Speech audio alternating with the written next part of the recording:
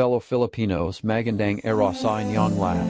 Today we stand united, hearts filled with pride and gratitude as we commemorate the 126th anniversary of our Philippine independence this day, June 12th.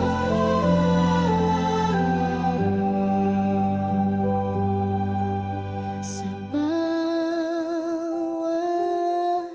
patak ng ulan, may kwento ng tapang at angal. Sa bawat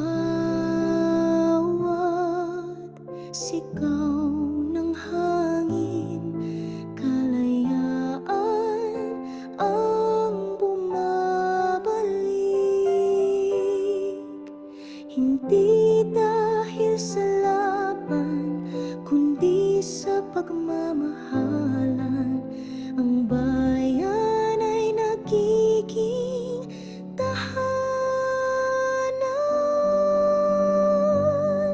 Sa liwanag ng araw, tayo'y taas noong sumisigaw. Isang lahi, isang diwa, Pilipinas, puso'y sa'yo sumasamba. Di kailangang yumuko pag may dangal sa puso mo, tayo'y malaya. Sa liwanag ng araw.